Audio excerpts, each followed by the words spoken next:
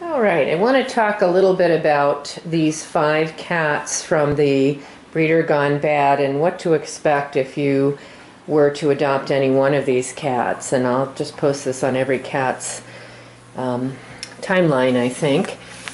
So these cats all came from a situation, and you have to think about this in that, you know, somebody got a couple of cats, decided they were going to breed, and those cats bred, and those kittens bred, and those kittens bred, and on it goes. And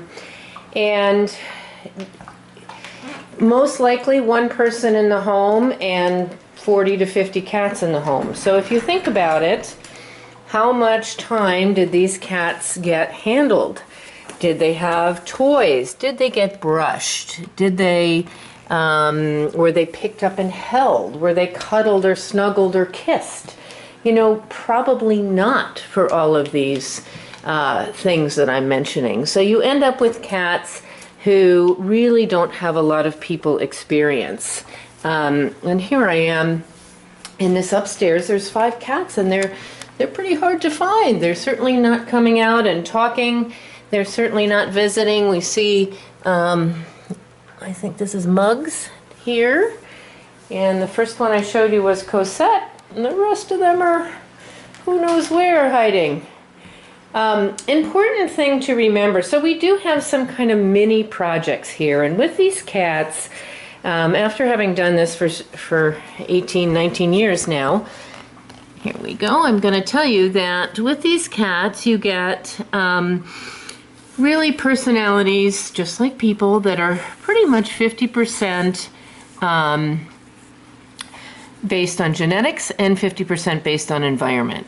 And if we start with the environment, and we know that the environment stinks, or stunk anyway, now it's pretty good, but it stunk before, and we know that the cats, you know, were overcrowded and didn't get one-on-one attention and didn't get handled a lot and didn't get a lot of love and a lot of kissing and all that, then you end up with cats that don't know what a cat toy is, and don't know what a brush is, and don't know what it feels like to be held and loved and sit on a lap. So you've got a lot of learning to do. And so this cat, for example, Cosette, who's the youngest of the 5 I have, you know, is going to learn a little bit easier than Muggs, who's the 12-year-old maybe. And then you put the genetic portion in there.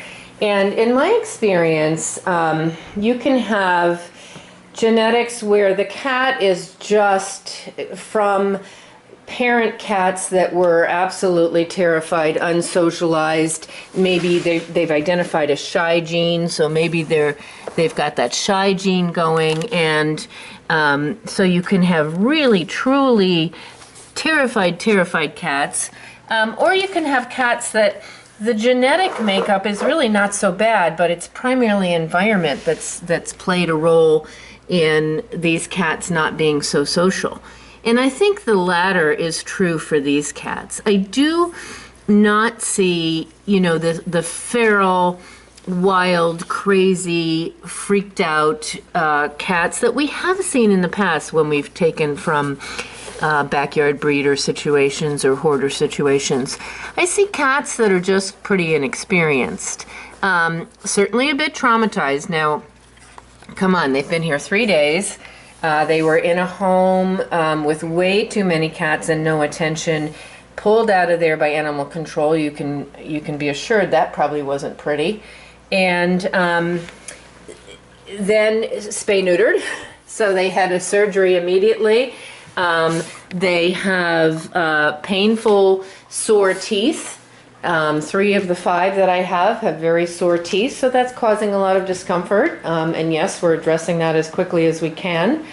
They have, then, you know, we're in a public animal shelter, then are here, and now we're going to go off for dental work. So, you know, a ton of changes in a very short period of time. Came in a bit dehydrated, nutrition was poor, etc., etc. So really, well, the future for them looks bright as soon as they get into hopefully one of your homes that's listening to this. you know, the immediate and the past couple of days into weeks has been very difficult for them. So it's very important to realize that these cats coming into a home are going to be mini projects. I don't think they're enormous, huge projects, the rest of their life projects, 6-month projects, but I do think that they are going to take some work. And the work is a lot of what I call tough love, which means, you know, pulling them out from wherever they are. First of all, keeping them in a small environment. The larger the environment they're in, the harder they will be to find and to access. And you can see they're all in hidey holes. I've only found 3 of them. So there's 2 others somewhere else, but they're all in hidey holes.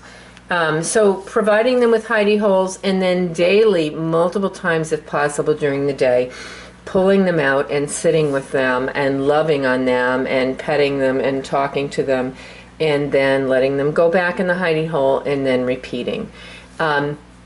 Pairing them with a cat that is well socialized, that is friendly, that is what I call a cat-cat, meaning they really like other cats, that they can model after. So another cat, maybe not pairing 2 of these cats together because they all have the same scared behaviors, but pairing each one of them with another cat that can model, hey, this is how you jump up on laps, and hey, this is how you play with toys, and you know, this is how you get handled by your person, will be really beneficial, I think, for these cats.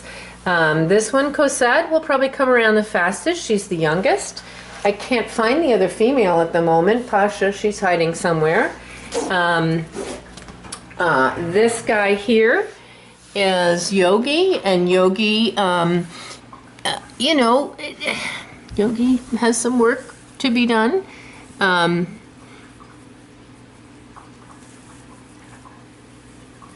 Yogi was the one that came in actually already neutered, which is unusual, but I suspect in looking at his sort of genetic lines and his back legs are a little funky and all, that the breeder didn't want to continue breeding him, so I suspect that's why that happened. Oh, found another one. I found another one. This is Macavity. This is an older guy, and he's got the worst teeth of all. So this guy, we're going to do his dental this week, and the rest of them next week. But he's 10, so he's going to take a little bit of work. And of course, once their dentals are done too, then, you know, having that enormous amount of pain gone will probably and hopefully make some difference in their just general attitude.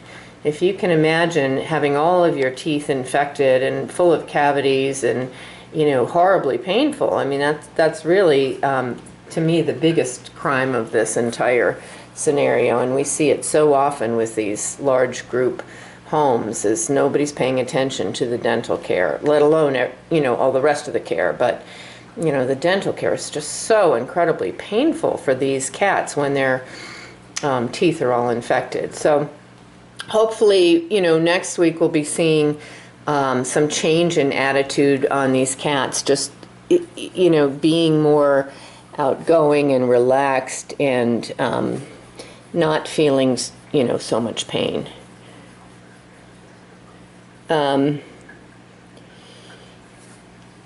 Macavity, or this is Muggs? You know, I think this is Muggs. I think the other one I had was Macavity. This is Muggs with the flat ears. I got you guys backwards. So this is Muggs, the 12-year-old. And he's one of my faves. And I think he's actually gonna come around and be a pretty great cat. I think they all are.